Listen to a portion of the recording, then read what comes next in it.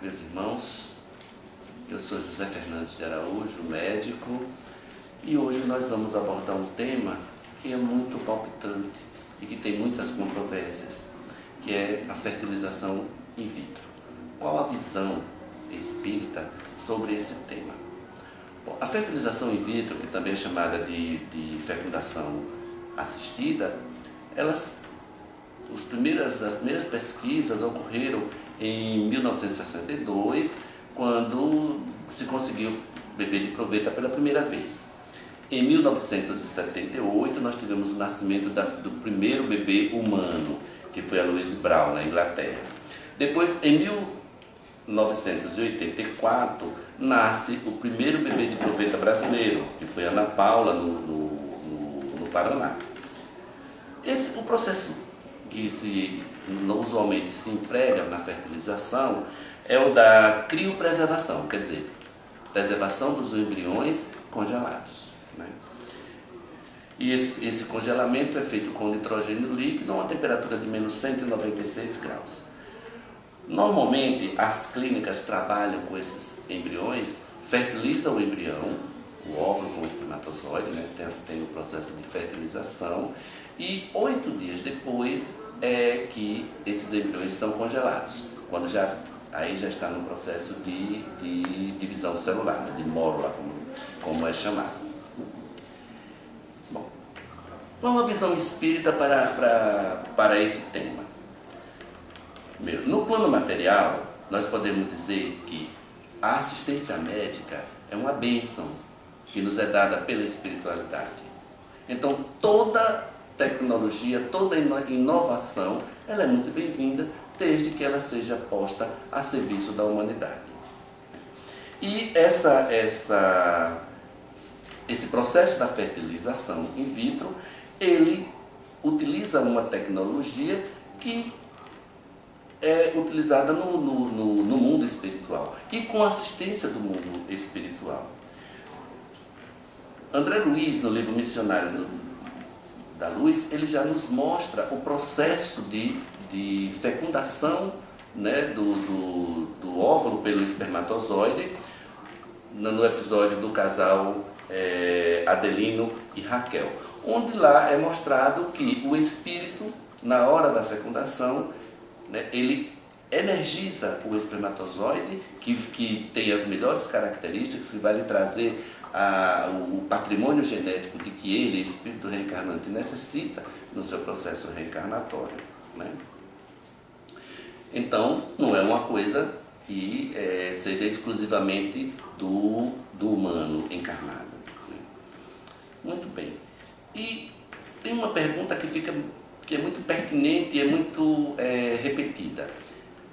O embrião congelado, ele tem um espírito vinculado a ele? E aí, a espiritualidade nos dá 3 possibilidades, né? Uma, esse embrião, ele tem uma finalidade reprodutiva. Ou esse embrião tem uma finalidade para laboratório, para a questão das chamadas células troncos, né? Então, se a finalidade é reprodutiva, obrigatoriamente este embrião tem um espírito vinculado a ele. Se a finalidade ela é para a pesquisa, para a produção de células troncos, esse embrião pode ter ou não um espírito vinculado a ele, né? E esse espírito, ele pode estar vinculado a esse embrião, nesse processo de fertilização in vitro, como um oferecimento. Ele, espírito, se ofereceu para participar desse processo, né? E com isso ele está querendo contribuir para o progresso da ciência, ele está querendo contribuir com aqueles casais que não estão conseguindo ter filhos de uma forma natural, e para ele, espírito reencarnante, é um progresso, né? Um espírito, ele pode ser considerado como semi-morto, e isso está muito bem descrito em Nosso Lar, por André Luiz, ou um espírito paralítico, né, do qual também em André Luiz, em Mensageiros da Luz, ele descreve esse caso, ou é um espírito que o tempo todo ele se consagrou ao mal, e aí ele, com esse processo de se vincular a um embrião congelado, ele seria então aprisionado como até uma salvaguarda para que ele não cometa maiores delitos. Ou então é um espírito que tem obsessores terríveis, né, que os perseguem no mundo espiritual, e aí o estar acolhido no embrião congelado funcionaria para ele como um esconderijo. E a gente sabe que os embriões congelados eles ficam por muito tempo, né? O último relato tem 12 anos. Né? Então, quer dizer, é um tempo que esse espírito consegue, então, se livrar do seu obsessor. E Eurípides Kuhl, em Espiritismo e Genética, um livro muito interessante para isso, ele chama muita atenção para esse tipo de fuga. Ele diz que o espírito, né, consegue, desse modo, se safar por um certo tempo dos seus obsessores.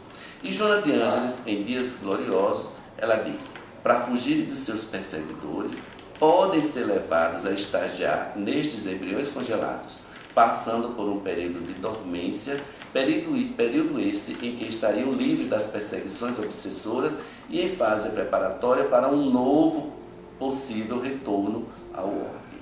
Então, meus irmãos, a fertilização in vitro é um recurso que a ciência médica hoje põe a serviço dos encarnados e que tem o apoio, que tem a proteção dos espíritos. Não nos esqueçamos de que todo esse processo ele é assistido pela espiritualidade. Então, refutamos sobre isso, né, que a fertilização in vitro é também uma coisa benéfica e é uma coisa muito bem vista pela espiritualidade. Que Deus nos abençoe.